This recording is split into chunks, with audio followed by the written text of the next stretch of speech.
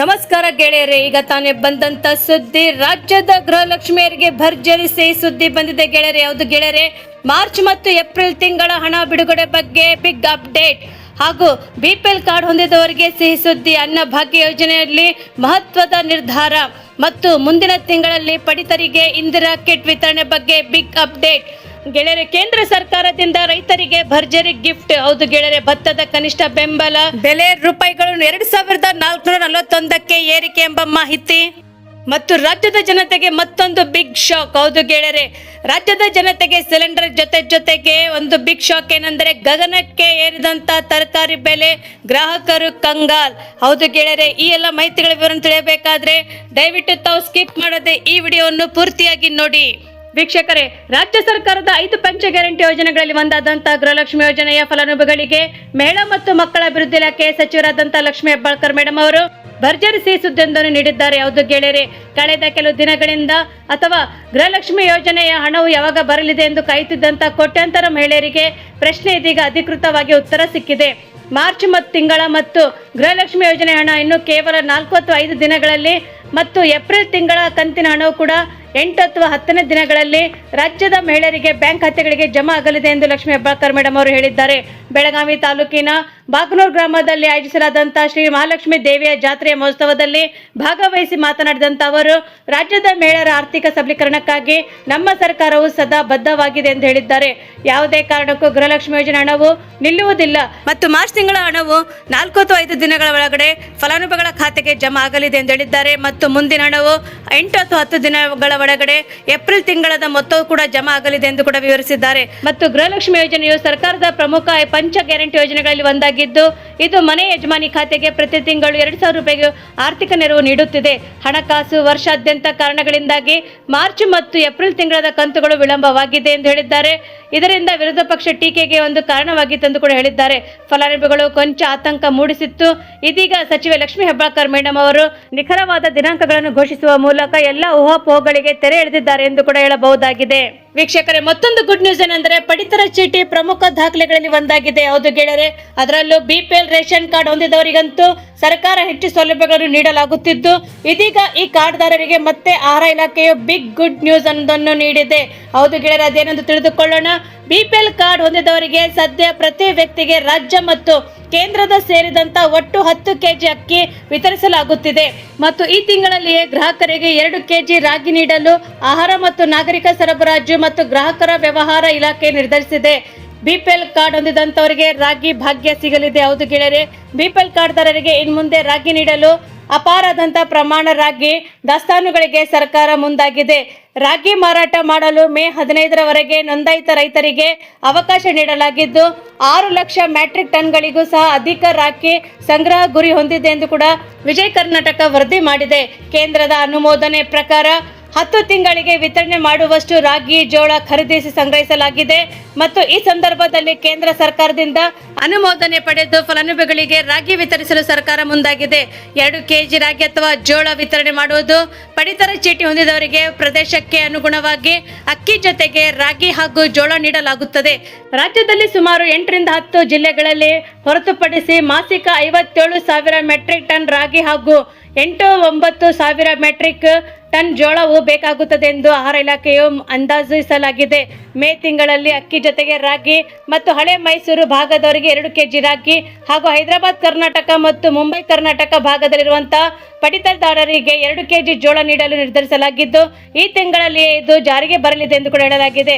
ಅರ್ಹ ಫಲಾನುಭವಿಗಳ ಸೌಲಭ್ಯಗಳೇನೆಂದರೆ ಬಡ ಜನರ ಶ್ರೇಯಸ್ಸ ಅಭಿವೃದ್ಧಿಗಾಗಿ ರಾಜ್ಯ ಸರ್ಕಾರವು ಹಲವು ಯೋಜನೆಗಳನ್ನು ಜಾರಿಗೊಳಿಸಿದ್ದು, ಅರ್ಹ ಫಲಾನುಭವಿಗಳಿಗೆ ಸೌಲಭ್ಯ ದೊರಕಬೇಕೆಂದು ಹೇಳಿದ್ದಾರೆ. ಪಡಿತರ ಚೀಟಿ ಪರಿಷ್ಕರಣೆ ಆಗಾಗ ಸರ್ಕಾರವು ಕೆಲವು ಕ್ರಮಗಳನ್ನು ಕೂಡ ತೆಗೆದುಕೊಳ್ಳುತ್ತದೆ. ನಾಗರಿಕ ಸರಬರಾಜು ಇಲಾಖೆ ಸಚಿವರಾದಂತಹ KH ಮುನಿಯಪ್ಪ ಸರ್ ಅವರು ಈ ಬಗ್ಗೆ ಮಾಹಿತಿಯನ್ನು ನೀಡಿದ್ದಾರೆ. ಬಿಪಿಎಲ್ ಕಾರ್ಡ್ ಹೊಂದಲು ಸರ್ಕಾರವು ಕೆಲವು ನಿಯಮಗಳನ್ನು ಜಾರಿಗೆ ತಂದಿದೆ. ಜೊತೆಗೆ ಅಕ್ರಮ ಪಡಿತ ಕಾರ್ಡುದಾರರಿಗೆ ಕೂಡ ಮಾಹಿತಿ ಕಲೆ ಹಾಕಿ ಕಾರ್ಡ್ಗಳನ್ನು ರದ್ದುಗೊಳಿಸಲಾಗಿದೆ ಎಂದು ಕೂಡ ಹೇಳಲಾಗಿದೆ. ಮತ್ತು ಕರ್ನಾಟಕದಾದ್ಯಂತ ಬಡತನ ರೇಖೆಗಿಂತ ಕೆಳಗಿರುವಂತಹ ಬಿಪಿಎಲ್ ಪಡಿತರ ಚೀಟಿಗಳಿಗಾಗಿ ಸರ್ಕಾರವು ಸಲ್ಲಿಸಿರುವಂತಹ 3,22,468 ಅರ್ಜಿಗಳನ್ನು ಬಾಕಿ ಉಳಿದಿದೆ ಎಂದು ಹೇಳಿದ್ದಾರೆ. ಅವುಗಳಲ್ಲಿ ಉತ್ತರ ಕರ್ನಾಟಕದ ಹಲವು ಜಿಲ್ಲೆಗಳಲ್ಲಿ ಮತ್ತು ಬೆಂಗಳೂರಿನಿಂದ ಅಧಿಕ ಅರ್ಜಿಗಳು ಸಲ್ಲಿಕೆಯಾಗಿವೆ ಎಂದು ಹೇಳಲಾಗಿದೆ. ಬೆಳಗಾವಿ, ಕಲಬುರಗಿ, ವಿಜಯಪುರ, ರಾಯಚೂರು ಮತ್ತು ಕೊಪ್ಪಳ ಜಿಲ್ಲೆಗಳಲ್ಲಿ ಅರ್ಜಿಗಳು ಬಾಕಿ ಉಳಿದಿವೆ ಎಂದು ಕೂಡ ಹೇಳಲಾಗುತ್ತಿದೆ. ವೀಕ್ಷಕರೇ, ಮತ್ತೊಂದು ಮಹತ್ವದ ಮಾಹಿತಿ ಏನೆಂದರೆ, ರಾಜ್ಯದಲ್ಲಿ ಸಾಕಷ್ಟು ಬಡವರಿದ್ದು ಸರ್ಕಾರ ನೀಡುವ ಪಡಿತರ ನಂಬಿಕೊಂಡೇ ಜೀವನ ನಡೆಸುತ್ತಿದ್ದಾರೆ. ಇನ್ನೊಂದು ಕಡೆ ಶ್ರೀಮಂತರಾಗಿದ್ದು ಸಹ ಬಿಪಿಎಲ್ ಕಾರ್ಡ್ ಹೊಂದಿದ್ದು ಸರ್ಕಾರ ನೀಡುವ ಅಕ್ಕಿ ಹಾಗೂ ಇನ್ನಿತರ ಪಡಿತರವನ್ನು ಬೇರೆಯವರಿಗೆ ಮಾರುವುದು ಸಹ ಇದ್ದಾರೆ ಎಂದು ಕೂಡ ಹೇಳಲಾಗುತ್ತಿದೆ. ಹಾಗಾದ್ರೆ ಎಲ್ಲ ಕಾರಣಕ್ಕೆ ಬಿಪಿಎಲ್ ಕಾರ್ಡ್ದಾರರ ಪರಿಷ್ಕರಣೆ ಆಗಿದ್ದು ಲಕ್ಷಾಂತರ ಜನರ ಕಾರ್ಡ್ಗಳನ್ನು ಎಪಿಎಲ್ಗೆ ವರ್ಗಾಯಿಸಲಾಗಿದೆ ಎಂದು ಕೂಡ ಹೇಳಲಾಗುತ್ತಿದೆ. ಹೌದು ಗೆಳೆಯರೆ, ರಾಜ್ಯದಲ್ಲಿ ಅನ್ನಭಾಗ್ಯ ಯೋಜನೆ ಮೂಲಕ ಸಾಕಷ್ಟು ಬಡವರು ಯಾವುದೇ ಸಮಸ್ಯೆ ಇಲ್ಲದೆ ಬದುಕುವಂತೆ ಆಗಿದೆ. ಹಾಗಾದರೆ ಅನುಕೂಲವಾಗುವ ಹಾಗೆ ಇಂದಿರಾ ಕಿಟ್ ಅನ್ನು ಯೋಜನೆ ಕೂಡ ಜಾರಿಗೆಗೊಳಿಸಲಾಗಿದೆ. ಯೋಜನೆಯು ಘೋಷಣೆಯಾಗಿ ಹಲವು ತಿಂಗಳುಗಳು ಕಳೆದರೂ ಸಹ ಆ ಇಂದಿರಾ ಕಿಟ್ ಮಾತ್ರ ಇನ್ನೂ ಬಡವರಿಗೆ ಮನೆಗೆ ಸೇರಿಲ್ಲ ಎಂದು ಕೂಡ ಹೇಳಲಾಗುತ್ತಿದೆ. ಮುಂದಿನ ತಿಂಗಳಲ್ಲಿ ಇಂದಿರಾ ಕಿಟ್ ನೀಡಲಾಗುತ್ತಿದೆ ಎಂದು ಆಹಾರ ಮತ್ತು ನಾಗರಿಕ ಸರಬರಾಜು ಸಚಿವರಾದಂತಹ KH ಮುನಿಯಪ್ಪ ಸರ್ ಅವರು ತಿಳಿಸಿದ್ದಾರೆ. ಈ ಬಗ್ಗೆ ಮಾಹಿತಿಯನ್ನು ನೀಡಿದವರು ಅವರು ಇಂದಿರಾ ಕಿಟ್ ನೀಡುವ ಬಗ್ಗೆ ಸಚಿವ ಸಂಪುಟ ಸಭೆಯಲ್ಲಿ ತೀರ್ಮಾನ ಮಾಡಿ ಟೆಂಡರ್ ಕರೆಯಲಾಗಿದೆ ಎಂದು ಕೂಡ ಹೇಳಲಾಗಿದೆ. ಮತ್ತು ಬಹುತೇಕ ಮುಂದಿನ ತಿಂಗಳಲ್ಲಿ ಇಂದಿರಾ ಕಿಟ್ ಬಡವರಿಗೆ ಮನೆಗೆ ಮುಟ್ಟಲಿದೆ ಎಂದು ಕೂಡ ಹೇಳಿದ್ದಾರೆ. ಸುಮಾರು 6,000 ಕೋಟಿ ರೂಪಾಯಿಗಳು ಟೆಂಡರ್ ಇದಾಗಿದ್ದು ಇದಕ್ಕೆ ಹೆಚ್ಚಿನ ಜನರು ಭಾಗವಹಿಸಬೇಕೆಂದು ಕೂಡ ಅವರು ನಮ್ಮ ಉದ್ದೇಶವಾಗಿದೆ ಎಂದು ಕೂಡ ಹೇಳಿದ್ದಾರೆ. ಆಹಾರ ಬೀಡ್ದಾರರಿಗೂ ಕೂಡ ಇದು ಟೆಂಡರ್ ಕರೆದಿದ್ದಾರೆ ಎಂದು ಕೂಡ ಹೇಳಲಾಗುತ್ತಿದೆ. ಮತ್ತು ತೊಗರಿ ಬೇಳೆ, ಸೂರ್ಯಕಾಂತಿ ಎಣ್ಣೆ, ಸಕ್ಕರೆ ಮತ್ತು ಉಪ್ಪು ಇದರಿಂದ ಬಡವರಿಗೆ ಭಾರಿ ಅನುಕೂಲ ಆಗಲಿದೆ ಎಂದು ಕೂಡ ಹೇಳಿದ್ದಾರೆ. ಇದು ಸಣ್ಣ ಉಳಿತಾಯ ಕೂಡ ಎಂದು ಕೂಡ ಹೇಳಬಹುದಾಗಿದೆ. ಮತ್ತು ಇಂದಿರಾ ಕಿಟ್ ವಿತರಣೆಗಾಗಿ ರಾಜ್ಯದ 31 ಜಿಲ್ಲೆಗಳಲ್ಲಿ 5 ವಿಭಾಗವಾಗಿ ವಿಂಗಡಣೆ ಮಾಡಲಾಗಿದೆ ಮತ್ತು ಪ್ರತಿ ವಿಭಾಗಕ್ಕೂ ಒಂದೊಂದು ಬಣ್ಣವನ್ನು ನೀಡಲಾಗಿದೆ. ಅಂದರೆ ಶಿವಮೊಗ್ಗ, ಚಿತ್ರದುರ್ಗ, ಚಿಕ್ಕಮಗಳೂರು, ದಾವಣಗೆರೆ, ಗದಗ, ಹಾವೇರಿ ಮತ್ತು ಧಾರವಾಡಕ್ಕೆ ವಿಭಾಗ 1 ನೇರಳೆ ಬಣ್ಣದ ಬ್ಯಾಗ್ ಅನ್ನು ಮತ್ತು ಮೈಸೂರು, ಚಾಮರಾಜನಗರ, ಕೊಡಗು, ಮಂಡ್ಯ, ಹಾಸನ, ದಕ್ಷಿಣ ಕನ್ನಡ, ಉಡುಪಿಗೆ ನೀಲಿ ಬಣ್ಣದ ಬ್ಯಾಗ್ ಅನ್ನು ಮತ್ತು ಬೆಳಗಾವಿ, ವಿಜಯಪುರ, ಬಾಗಲಕೋಟೆ, ಉತ್ತರ ಕನ್ನಡಕ್ಕೆ ಹಳದಿ ಬಣ್ಣದ ಬ್ಯಾಗ್ ಅನ್ನು ಮತ್ತು ಕಲಬುರಗಿ, ಬೀದರ್, ರಾಯಚೂರು, ಕೊಪ್ಪಳ, ಯಾದಗಿರಿ, ಬಳ್ಳಾರಿ ಹಾಗೂ ವಿಜಯನಗರ ಕಾರ್ಡ್ದಾರರಿಗೆ ವಿಭಾಗ 3 ಬಿಳಿ ಬಣ್ಣದ ಬ್ಯಾಗ್ ಮತ್ತು ಬೆಂಗಳೂರು ನಗರ, ಬೆಂಗಳೂರು ಗ್ರಾಮಾಂತರ, ಬೆಂಗಳೂರು ದಕ್ಷಿಣ, ಚಿಕ್ಕಬಳ್ಳಾಪುರ, ಕೋಲಾರ, ತುಮಕೂರಿಗೆ ತಿಳಿ ನೀಲಿ ಬಣ್ಣದ ಬ್ಯಾಗ್ ವಿತರಣೆ ಮಾಡಲಾಗುತ್ತಿದೆ ಎಂದು ಕೂಡ ಹೇಳಲಾಗುತ್ತಿದೆ. ವೀಕ್ಷಕರೇ, ಮತ್ತೊಂದು ವಿಶೇಷ ಮಾಹಿತಿ ಏನೆಂದರೆ, ಕೇಂದ್ರ ಸರ್ಕಾರದಿಂದ ರೈತರಿಗೆ ಭರ್ಜರಿ ಗಿಫ್ಟ್. ಹೌದು ಗೆಳೆಯರೆ, ಭತ್ತದ ಕನಿಷ್ಠ ಬೆಂಬಲ ಬೆಲೆ ರೂಪಾಯಿ 2,441ಕ್ಕೆ ಏರಿಸಲಾಗಿದೆ. ಪ್ರಧಾನಮಂತ್ರಿ ನರೇಂದ್ರ ಮೋದಿಜಿಯವರು ಅವರ ಅಧ್ಯಕ್ಷತೆಯಲ್ಲಿ ನಡೆದ ಕೇಂದ್ರ ಸಚಿವ ಸಂಪುಟ ಸಭೆಯಲ್ಲಿ ರೈತರ ಹಿತದೃಷ್ಟಿಯಿಂದ ಮತ್ತು ಇಂಧನ ಕ್ಷೇತ್ರದಲ್ಲಿ ಸ್ವಾವಲಂಬನೆ ಸಾಧಿಸಲು ನಿಟ್ಟಿನಲ್ಲಿ ಹಲವು ಐತಿಹಾಸಿಕ ನಿರ್ಧಾರಗಳನ್ನು ತೆಗೆದುಕೊಳ್ಳಲಾಗಿದೆ ಎಂದು ಹೇಳಲಾಗುತ್ತಿದೆ. ಮುಖ್ಯವಾಗಿ ರೈತರ ಆದಾಯವು ಹೆಚ್ಚಿಸಲು ಖಾರಿಫ್ ಬೆಳೆಗಳ ಕನಿಷ್ಠ ಬೆಂಬಲ ಬೆಲೆಯನ್ನು ಗಣನೀಯವಾಗಿ ಏರಿಕೆ ಮಾಡಲಾಗಿದ್ದು, ಭತ್ತದ ಬೆಲೆಯಲ್ಲಿ ಏರಿಕೆ ಮಾಡುವ ಮೂಲಕ ಕೃಷಿಕರಿಗೆ ದೊಡ್ಡ ಮಟ್ಟದ ಆರ್ಥಿಕ ನೆರವು ನೀಡಲು ಸರ್ಕಾರವು ಮುಂದಾಗಿದೆ ಎಂದು ಕೂಡ ಹೇಳಲಾಗುತ್ತಿದೆ. ಇದರೊಂದಿಗೆ ದೇಶದ ಕಲ್ಲಿದ್ದಲು ನಿಕ್ಷೇಪಗಳನ್ನು ಸಮರ್ಪಕವಾಗಿ ಬಳಸಿಕೊಳ್ಳಲು ಬೃಹತ್ ಹೂಡಿಕೆಯನ್ನು ಈ ಯೋಜನೆಗಳಿಗೆ ಚಾಲನೆ ನೀಡಲಾಗಿದೆ. ಮತ್ತು ಕೇಂದ್ರ ಸಚಿವ ಸಂಪುಟ ಸಭೆಯಲ್ಲಿ ಮೋದಿ ಸರ್ಕಾರವು ಹಲವು ಮಹತ್ವದ ನಿರ್ಧಾರ ತೆಗೆದುಕೊಂಡಿದೆ ಎಂದು ಹೇಳಲಾಗುತ್ತಿದೆ. ಮೊಟ್ಟ ಮೊದಲ ನಿರ್ಧಾರ ಎಂದರೆ ಕಲ್ಲಿದ್ದಲು ಅನಿಲೀಕರಣ ಮಾಡುವುದು. ಸುಮಾರು 37,500 ಕೋಟಿ ರೂಪಾಯಿ ವೆಚ್ಚದ ಕಲ್ಲಿದ್ದಲು ಅನಿಲೀಕರಣ ಯೋಜನೆಯ ಸಚಿವ ಸಂಪುಟ ಸಭೆಯಲ್ಲಿ ಅನುಮೋದನೆ ನೀಡಲಾಗಿದೆ ಎಂದು ಹೇಳಲಾಗುತ್ತಿದೆ. ಬೆಂಬಲ ಬೆಲೆ ಏರಿಕೆ ಎಂದರೆ ಖಾರಿಫ್ ಬೆಳೆಗಳ ಕನಿಷ್ಠ ಬೆಂಬಲ ಬೆಲೆಯನ್ನು ಸರ್ಕಾರವು ಹೆಚ್ಚಿಸಿದೆ. ಇದಕ್ಕಾಗಿ ಸರ್ಕಾರವು 2,60,000 ಕೋಟಿ ರೂಪಾಯಿ ಮೀಸಲು ಇಡಲಾಗಿದೆ ಎಂದು ಹೇಳಲಾಗುತ್ತಿದೆ. ಹೂಡಿಕೆ ವೆಚ್ಚದ ಮೇಲೆ 50% ಲಾಭವನ್ನು ಸೇರಿಸಿ ಈ ದರವನ್ನು ನಿಗದಿಪಡಿಸಲಾಗಿದೆ ಎಂದು ಕೂಡ ಹೇಳಲಾಗುತ್ತಿದೆ.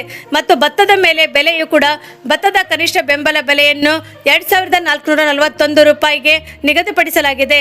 ಭತ್ತದ ಗ್ರೇಡ್ ಎ ರಕ್ಕಕ್ಕೆ ಬೆಂಬಲ ಬೆಲೆಯನ್ನು 2,461 ರೂಪಾಯಿಗೆ ನಿಗದಿ ಮಾಡಲಾಗಿದೆ ಎಂದು ಕೂಡ ಹೇಳಲಾಗುತ್ತದೆ. ಅದಲ್ಲದೆ ವಿಮಾನ ನಿಲ್ದಾಣ, ಹೌದು ಗೆಳೆಯರೆ, ವಿಮಾನ ನಿಲ್ದಾಣದ ಆಧುನೀಕರಣಕ್ಕಾಗಿ ಕೇಂದ್ರ ಸರ್ಕಾರವು ಕೂಡ ಒಪ್ಪಿಗೆ ಕೊಟ್ಟಿದೆ.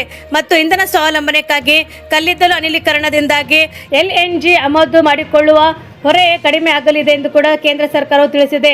ಮತ್ತು ಕಲ್ಲಿದ್ದಲು ನಿಕ್ಷೇಪ, ಹೌದು ಗೆಳೆಯರೆ, ಭಾರತದಲ್ಲಿ 401 ಬಿಲಿಯನ್ ಟನ್ ಕಲ್ಲಿದ್ದಲು ನಿಕ್ಷೇಪಗಳಿದ್ದು ಇದು ಮುಂದಿನ 400 ವರ್ಷಗಳಿಗೆ ಸಾಕಾಗಲಿದೆ ಎಂದು ಕೂಡ ಕೇಂದ್ರ ಸರ್ಕಾರವು ಸ್ಪಷ್ಟಪಡಿಸಿದೆ.